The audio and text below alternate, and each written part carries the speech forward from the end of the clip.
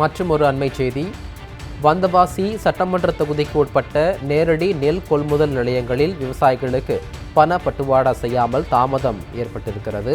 கொள்முதல் செய்யப்படும் நெல்லுக்கு உடனடியாக பணம் வழங்க விவசாயிகள் வலியுறுத்தி இருக்கிறார்கள். நெல் கொள்முதலுக்கான பணத்தை வழங்க வலியுறுத்தி விவசாயிகள் போராட்டம் நடத்தியுள்ளனர். மேலும் நெல்லுக்கான பணத்தை வழங்க வலியுறுத்தி கையில் எலியை ஏந்தியும் பட்டை நாமம் அணிந்தும் விவசாயிகள் போராட்டம் நடத்தியிருக்கின்றனர். அண்மை செய்தியாக பார்த்து கொண்டிருக்கிறோம். வந்தவாசி சட்டமன்ற தொகுதிக்கு உட்பட்ட நேரடி நெல் கொள்முதல் நிலையங்களில் விவசாயிகளுக்கு பண பட்டுவாடா செய்யாமல் தாமதம் ஏற்பட்டிருக்கிறது. கொள்முதல் செய்யப்படும் நெல்லுக்கு உடனடியாக பணம் வழங்க விவசாயிகள் வலியுறுத்தியிருக்கிறார்கள். நெல் கொள்முதலுக்கான பணத்தை வழங்க வலியுறுத்தி விவசாயிகள் போராட்டம் நடத்தியுள்ளனர். மேலும் நெல்லுக்கான பணத்தை வழங்க வலியுறுத்தி கையில் எலியை ஏந்தியும் பட்டை நாமம் அணித்தும் விவசாயிகள் போராட்டம் மேற்கொண்டுள்ளனர்.